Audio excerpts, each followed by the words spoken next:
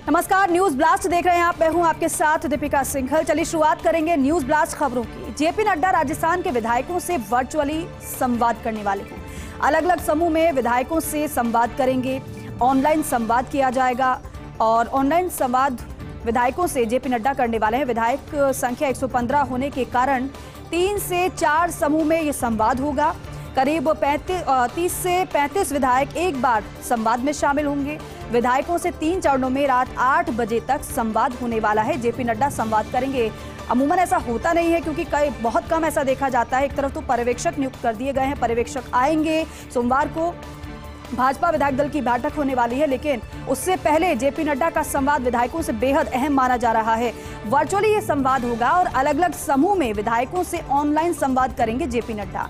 आपको बता दें कि विधायक संख्या 115 है क्योंकि 115 सीटें भारतीय जनता पार्टी ने जीती है। अब 115 होने के कारण 3 से 4 समूह बना दिए जाएंगे और एक एक समूह से अलग अलग तरीके से जेपी नड्डा संवाद करने वाले हैं वर्चुअल तरीके से। करीब 30 से 35 विधायक एक बार संवाद में शामिल होंगे। तो 3 से 4 समूह बना गए हैं कि एक समूह में 30 से 35 विधायकों को रखा जाएगा। एक बार संवाद किया जाएगा 30 से 35 विधायकों से। फिर दूसरा समूह आएगा, उनसे संवाद करेंगे जेपी नड्डा। फिर तीसरे समूह से इसी तरीके से संवाद किया जाएगा। लेकिन बेहद महत्वपूर्ण माना जा रहा है, विधायकों से 3 चरणों में रात 8 बजे तक जेपी नड्डा संवाद करने वाले हैं। तो देखिए, प्रदेश में शपथ ग्रहण की तैयारियां भी तेज हो चली हैं। शपथ ग्रहण समारोह को भव्य रूप देने जा रही है भारतीय जनता पार्टी। प्रधानमंत्री नरेंद्र मोदी, गृह मंत्री अमित शाह, अध्यक्ष जेपी नड्डा मौजूद रहेंगे। केंद्रीय मंत्रिमंडल के कई सदस्य भी शपथ ग्रहण समारोह में मौजूद रहेंगे। राजस्थान से 10 से 14 मंत्री ले सकते हैं मंत्री पद की शपथ। अब संख्या तो बताई जा रही, लेकिन संख्या के साथ साथ अब चेहरों पर भी नजर रहेगी कि 10 से 14 मंत्री शपथ ले सकते हैं मंत्री पद की। कौन कौन से चेहरे होंगे, किस समीकरण के आधार पर मंत्रियों को शपथ दिलाई जाएगी। मुख्यमंत्री के साथ मंत्री पद की शपथ ले सकते हैं 10 से 14 मंत्री। हालांकि अभी तक चेहरा साफ नहीं हुआ है। पर्यवेक्षक आएंगे, विधायकों की बैठक लेंगे। उससे पहले जेपी नड्डा भी संवाद करने वाले वर्चुअल तरीके से विधायकों से। अभी नाम ही क्लियर नहीं है, लेकिन नाम से पहले ये माना जा रहा है कि 15 तारीख तक मुख्यमंत्री पद की शपथ हो जाएगी। और साथ ही साथ ऐसा भी माना जा रहा है कि मुख्यमंत्री के साथ साथ 10 से 14 मंत्री पद की शपथ ले सकते हैं। और भव्य तैयारियां इस समारोह की जा रही है भारतीय जनता पार्टी की तरफ से। बड़े बड़े चेहरे इसमें शामिल होंगे। प्रधानमंत्री मोदी शामिल होंगे, गृह मंत्री अमित शाह शामिल होंगे, अध्यक्ष जेपी नड्डा शामिल होंगे, कार्यक्रम में मौजूद रहेंगे। आपने देखा था जिस तरीके से प्रचार प्रसार में बड़े बड़े चेहरे प्रचार करते हुए आए थे। खुद प्रधानमंत्री ने कई जनसभाएं की, रोड शो किए, रैली की।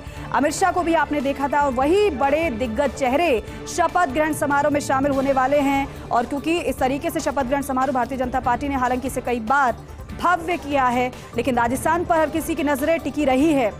मुख्यमंत्री कौन होगा ये बाद में पता चलेगा, क्योंकि चेहरे को लेकर ही लगातार मंथन हो रहा है। विधायकों की मन की भी ली जाएगी, लेकिन भव्य स्वरूप दिया जाएगा शपथ ग्रहण समारोह को। और ऐसा भी माना जा रहा है, कयास है ये, कि राजस्थान से 10 से 14 मंत्री पद की शपथ ले सकते हैं मुख्यमंत्री के साथ। राजस्थान में मुख्यमंत्री चयन से जुड़ी खबर आपको बता देते हैं। सोमवार को होगी भाजपा विधायक दल की बैठक। रविवार को पहुंचेंगे रक्षा मंत्री राजनाथ सिंह, जिनके कंधों पर दारोमदार दे दिया गया है कि आप विधायकों की मन की सुनिए और बताइए केंद्रीय नेतृत्व को कि आखिर वो चाहते क्या हैं, उनकी पसंद क्या है। बाकी जो अन्य पर्यवेक्षक हैं वो भी पहुंचेंगे और विधायकों से संवाद किया जाएगा। विधायकों की बैठक होगी। विधायकों को भाजपा कार्यालय से दी जा रही है सूचना कि आपको मौजूद रहना है। रविवार और सोमवार को जयपुर में रहने के लिए कहा गया है विधायकों को। और कल सवेरे से अधिकृत तौर से दी जाएगी विधायकों को बैठक की सूचना। इससे पहले आपने सीपी जोशी को सुना होगा कई मर्तबा। उनसे जब सवाल किया गया मुख्यमंत्री चेहरे को लेकर, उन्होंने कहा कि अभी तो तिथि सामने आ जाए कि विधायक दल की बैठक कब होगी। अब विधायक दल की बैठक होगी सोमवार को। रविवार को अधिकृत रूप से जो पर्यवेक्षक बनाए गए 3, सरोज पांडे, राजनाथ सिंह, विनोद तावड़े, वो पहुंचेंगे जयपुर, विधायकों की बैठक लेंगे। और साथ ही साथ विधायकों को बैठक के लिए अब अधिकृत तौर पर कह भी दिया गया है कि आप मौजूद रहिएगा। रविवार और सोमवार को जयपुर में रहने के लिए विधायकों को कह दिया गया है, क्योंकि विधायक भी इंतजार कर रहे हैं कि कब आखिरकार विधायक दल की बैठक होगी। क्योंकि पूछा सभी से जा रहा है कि जीत तो हासिल कर ली, 115 सीटें तो जीत ली आपने, लेकिन अब मुख्यमंत्री कौन होगा। मध्य प्रदेश में इस वर्ष जनवरी में लागू की गई थी लाडली बहना योजना। इसके साथ ही साथ छत्तीसगढ़ में महतारी वंदन योजना लाने का वादा। सूत्रों के मुताबिक इन योजनाओं के पीछे था अमित शाह का दिमाग। क्योंकि दोनों ही राज्यों में जीत हासिल जो बीजेपी को हुई है उसके पीछे ये दोनों ही योजनाएं बहुत बड़ा कारण माने जा रही हैं। ऐसा कहा भी जा रहा है कि मध्य प्रदेश में तो लाडली बहना का आशीर्वाद मिला है शिवराज सिंह चौहान को, भारतीय जनता पार्टी को। उसकी वजह से 163 सीटें मध्य प्रदेश में बीजेपी ने हासिल कर ली। छत्तीसगढ़ की बात की जाए तो छत्तीसगढ़ में जिस तरीके से ये माना जा रहा था कि कांग्रेस रिपीट करेगी, लेकिन नहीं हुआ, भारतीय जनता पार्टी की सरकार आ गई। लेकिन दो योजनाओं का हम जिक्र कर रहे हैं। अब सूत्र ये बता रहे हैं कि ये जो दो योजना है, इन योजनाओं के पीछे था अमित शाह का दिमाग, क्योंकि ऐन मौके पर इन योजनाओं को लाया गया था। 2020 में असम में ऐसी योजना से प्रभावित हुए थे गृह मंत्री अमित शाह। असम के मुख्यमंत्री हिमंता बिस्वा शर्मा को दिए थे उन्होंने निर्देश, ऐसी योजना लाने में मध्य प्रदेश सरकार का सहयोग करने के निर्देश उन्होंने दिए थे हिमंता बिस्वा शर्मा को। असम की अरुणोदय योजना में महिलाओं को सहायता, परिवार की सबसे बुजुर्ग महिला को हर महीने 1250 रुपए की सहायता के निर्देश उन्होंने दिए थे। और यही माना जा रहा है कि जिन योजनाओं का सबसे ज्यादा जिक्र हो रहा है, मध्य प्रदेश और छत्तीसगढ़ की बात कर ले, उन योजनाओं के पीछे अमित शाह का ही दिमाग था, जिसके वजह से बीजेपी को दोनों ही राज्यों में सफलता हासिल हो गई। चलिए बात अब कांग्रेस की कर लेते हैं, क्योंकि हार पर मंथन कांग्रेस कर रही है। दिल्ली में आज हुई कांग्रेस की अहम बैठक। एआईसीसी में राजस्थान विधानसभा चुनाव में हार को लेकर बैठक हुई है। विधानसभा चुनाव में हुई हार के कारणों की समीक्षा की गई है। कांग्रेस अध्यक्ष मल्लिकार्जुन खड़गे की अध्यक्षता में ये बैठक हुई है। कांग्रेस नेता राहुल गांधी, केसी वेणुगोपाल, गौरव गोगोई समेत कई चेहरे मौजूद रहे इस बैठक में। अशोक गहलोत मौजूद थे, सुखजिंदर सिंह रंधावा मौजूद थे, सचिन पायलट मौजूद थे। विधानसभा चुनाव में हुई गलतियों पर बैठक में चर्चा हुई है, लेकिन सवाल ये है कि मंथन हो रहा है, समीक्षा हो रही है, क्या पार्टी इन गलतियों से आगे सबक लेगी? क्या जो गलतियां यहां पर की गई है, जो गलतियां खुद कांग्रेस के नेता कई मान रहे कि हाँ हमसे यहां पर गलतियां हुई हैं, क्या उन गलतियों से सबक लिया जाएगा? आगे आने वाले चुनाव में इन गलतियों को सुधारा जाएगा? ये बड़ा सवाल है, क्योंकि हर बार इसी तरीके की कहीं ना कहीं कोई ना कोई कमियां रही जाती है। 2024 के लोकसभा चुनाव की अभी से तैयारी करने पर चर्चा हुई है। इस बैठक में ऐसी भी जानकारी मिली है। डॉक्टर सीपी जोशी, गोविंद सिंह डोटासरा, गोविंद राम मेघवाल, महेंद्रजीत सिंह मालवीय, हरीश चौधरी, वीरेंद्र राठौर, काजी निजामुद्दीन, भंवर जितेंद्र सिंह बैठक में मौजूद रहे हैं।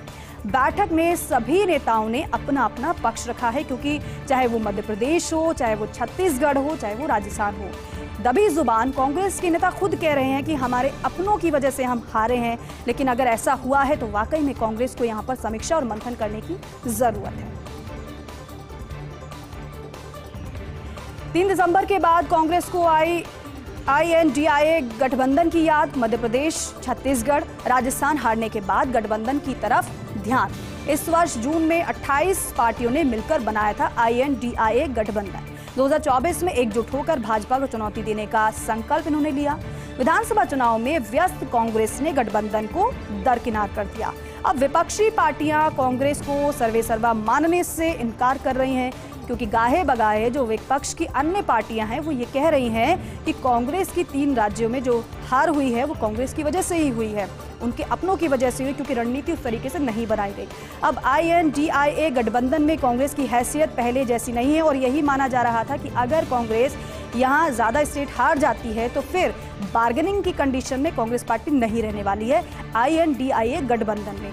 3 दिसंबर के बाद कांग्रेस को आखिरकार INDIA गठबंधन की याद आई गई है।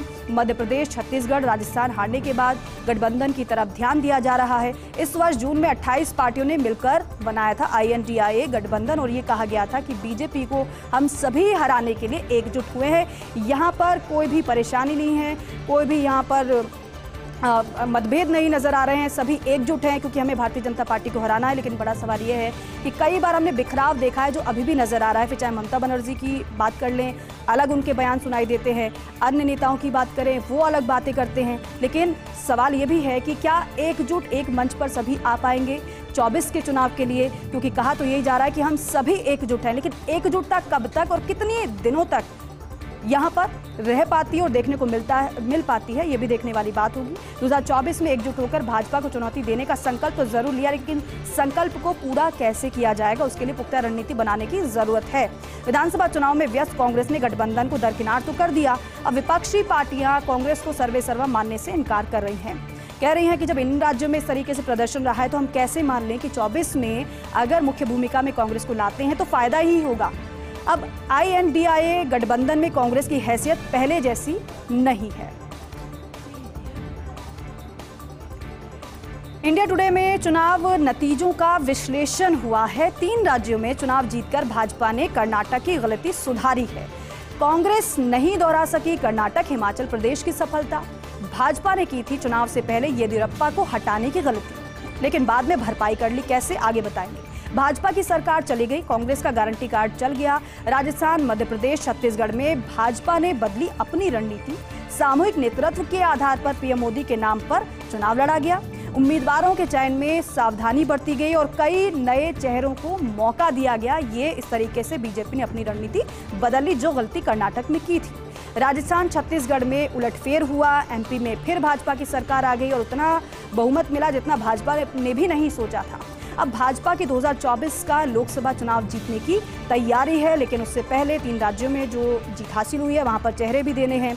कौन चेहरा होगा, इसको लेकर मंथन हो रहा है। लेकिन इंडिया टुडे में चुनाव नतीजों का जो विश्लेषण है वो क्या कह रहा है, वो हम आपको बता रहे हैं। वो कह रहा है कि 3 राज्यों में चुनाव जीतकर भाजपा ने कर्नाटक की जो गलती थी वो सुधार ली है, क्योंकि ऐसा कहा जा रहा था कि येदियुरप्पा को साइडलाइन कर दिया है, जिसका खामियाजा भारतीय जनता पार्टी को भुगतना पड़ा है। कांग्रेस नहीं दोहरा सकी कर्नाटक हिमाचल प्रदेश की सफलता को। भाजपा ने की थी चुनाव में पहले येदियुरप्पा को हटाने की गलती, उस गलती को सुधारा आगे। भाजपा की सरकार हालांकि कर्नाटक में चली गई, कांग्रेस का गारंटी कार्ड चल गया वहां पर। अब राजस्थान, मध्य प्रदेश, छत्तीसगढ़ में भाजपा ने अपनी रणनीति को बदल लिया समय रहते, तो फायदा भी हो गया। सामूहिक नेतृत्व के आधार पर पीएम मोदी के नाम पर वहां पर चुनाव लड़ा गया और आपने देखा कि 3 राज्यों में किस तरीके से जीत हासिल बीजेपी को हो गई। उम्मीदवारों के चयन में सावधानी बरती गई, कई नए चेहरों को मौका दिया गया कि छत्तीसगढ़ में ज्यादा टिकट काटे गए बीजेपी की तरफ से, नए चेहरों को लाया गया। राजस्थान, मध्य प्रदेश और छत्तीसगढ़ में उलटफेर हुआ। हालांकि एमपी में फिर से भाजपा की सरकार आ गई। भाजपा की 2024 का लोकसभा जीतने की तैयारी है और 2024 पर बीजेपी की नजर है। शरद पवार के कई रहस्यों का खुलासा करने वाले हैं प्रफुल्ल पटेल। राकांपा प्रमुख शरद पवार के घनिष्ठ सहयोगी रह चुके हैं प्रफुल्ल पटेल। जुलाई में शरद पवार का साथ छोड़ अजीत पवार के खेमे में वो शामिल हो गए, क्योंकि अजीत गुट अलग हो गया। प्रफुल्ल पटेल ने किया है खुलासा कि कैसी राजनीति करते हैं शरद पवार। कांग्रेस के साथ ही भाजपा से भी तार जोड़कर रखते थे शरद पवार। हालांकि ये कोई पहली बार नहीं है, कई बार उन्होंने प्रधानमंत्री से मुलाकात भी की। हालांकि कांग्रेस के साथ थे, शिवसेना के साथ थे, लेकिन बावजूद इसके जब प्रधानमंत्री से उन्होंने मुलाकात की थी तब भी सवाल उठे थे कि आखिर क्या चर्चा हुई थी प्रधानमंत्री के साथ उनकी। लेकिन जब उनसे बाहर पूछा गया तो उन्होंने यही कहा था कि कई विषयों को लेकर, विकास को लेकर मेरी चर्चा हुई है। लेकिन प्रफुल्ल पटेल ने जो बात कही है वो ये कहा है कि कांग्रेस के साथ ही भाजपा से भी तार जोड़कर रखते थे शरद पवार। ये बड़ा खुलासा उन्होंने किया है। जल्द ही किताब में करेंगे शरद पवार की राजनीति का खुलासा, ऐसा प्रफुल्ल पटेल की तरफ से कहा गया है। तो जुलाई में शरद पवार का साथ छोड़ अजीत पवार के खेमे में शामिल हो गए थे प्रफुल्ल पटेल। उन्होंने ये खुलासा किया है कि आखिरकार शरद पवार कैसी राजनीति करते हैं, क्योंकि महाराष्ट्र के चाणक्य उन्हें कहा जाता है। कांग्रेस के साथ ही भाजपा से भी तार जोड़कर रखते थे शरद पवार, प्रफुल्ल पटेल ने कहा है। और जल्द ही एक किताब में करेंगे शरद पवार की राजनीति का खुलासा प्रफुल्ल पटेल। कांग्रेस सांसद धीरज साहू कैश प्रकरण को लेकर प्रदर्शन किया गया भारतीय जनता पार्टी की तरफ से। कैश बरामदगी प्रकरण को लेकर आज भाजपा ने प्रदर्शन किया है और इससे मुद्दा बीजेपी ने बना लिया है और बनना भी चाहिए, क्योंकि 300 करोड़ से ज्यादा का कैश बरामद हुआ है। इतना ज्यादा कैश है कि जो नोट गिनने के लिए जो मशीनें मंगाई गई थी उनमें से कई मशीनें खराब हो गई। जयपुर में बीजेपी कार्यालय के पास चौमू सर्किल पर विरोध प्रदर्शन किया गया। बीजेपी प्रदेशाध्यक्ष सीपी जोशी ने कांग्रेस पर निशाना साधा। हालांकि कल केंद्रीय मंत्री अनुराग ठाकुर ने भी प्रेस कॉन्फ्रेंस की थी। सीपी जोशी ने कहा कि कांग्रेस की मोहब्बत की दुकान में पैसे का ढेर लगा है। ये एक व्यक्ति की लूट का सामान सामने आया है। इसी बात का अंदाजा इसी से लगाया जा सकता है। कांग्रेस के अन्य नेताओं ने किस तरह से देश की जनता को लूटा होगा और यही वजह है कि जब देश की एजेंसी कार्रवाई करती है तो कांग्रेस इसका विरोध क्यों करती है। वहीं एआईसीसी ने झारखंड कांग्रेस कमेटी से कैश प्रकरण को लेकर रिपोर्ट भी मांग ली है, क्योंकि एक के बाद एक धड़ाधड़ लगातार जो कैश मिला है, आपने देखा होगा कि जो नोटों की गड्डियां बरामद हुई हैं और एक नहीं बल्कि कई ठिकानों पर छापा मारा गया, आईटी की रेड पड़ी और उसमें जो कैश मिला है वो फिर पूरे देश भर में चर्चा का विषय बन गया है। इसको लेकर बीजेपी ने कांग्रेस को घेर लिया है और हमला लगातार बोला जा रहा है कि ये कहते थे कि नफरत के बाजार में मोहब्बत की दुकान खुल रही है, लेकिन इनकी मोहब्बत की दुकान में तो ढेर सारा काला धन पड़ा हुआ है, कैश पड़ा हुआ है, नोटों का ढेर लगा हुआ है। एक व्यक्ति के लूट का सामान सामने आया है। इसी बात का अंदाजा आप लगा लीजिए कि किस तरीके से नेता जो भ्रष्ट हैं, और यही वजह है कि जो एजेंसियां पहुंचती हैं तो उनको घेरा जाता है और कहा जाता है कि ये तो केंद्र की तरफ से भेजी गई हैं और एजेंसियों पर इल्ज़ाम भी लगाया जाता है। यही वजह है कि जब देश में एजेंसी कार्रवाई करती है तो कांग्रेस इसका विरोध करती है, सवाल खड़े करती है। एआईसीसी ने हालांकि झारखंड कांग्रेस कमेटी से कैश प्रकरण को लेकर रिपोर्ट भी मांग ली है। अटल बिहारी वाजपेयी की 100वीं जयंती के कुछ हफ्ते बाकी हैं। इसके बाद शुरू होगा अटल सीजन। जनवरी में प्रदर्शित होगी फिल्म मैं अटल हूं। फिल्म में पंकज त्रिपाठी बने हैं अटल बिहारी वाजपेयी, लेकिन फिल्म से पहले एनटीवी चैनल टीवी शो अटल का प्रसारण। टीवी शो में रहेंगी अटल जी के प्रारंभिक जीवन की झलकियां। ये टीवी चैनल BR अम्बेडकर पर भी दिखा रहा है एक शो, लेकिन इस फिल्म के आने से पहले चर्चा का विषय बन गया है। हालांकि पंकज त्रिपाठी की तरफ से सोशल मीडिया पर बाकायदा पोस्ट भी किया गया है और सभी से गुजारिश की गई है कि आप इस फिल्म को जरूर देखें। अटल बिहारी वाजपेयी की 100वीं जयंती के कुछ हफ्ते बाकी हैं, लेकिन इसके बाद शुरू होगा अटल सीजन, क्योंकि जनवरी में प्रदर्शित होगी अटल जी की फिल्म मैं अटल हूँ। फिल्म में पंकज त्रिपाठी बने हैं अटल बिहारी वाजपेयी, उनका किरदार उन्होंने निभाया है। लेकिन फिल्म से पहले एनटीवी चैनल टीवी शो अटल का प्रसारण। टीवी शो में रहेंगी अटल जी के प्रारंभिक जीवन की झलकियां और ये टीवी चैनल BR अम्बेडकर पर भी दिखा रहा है एक खास शो।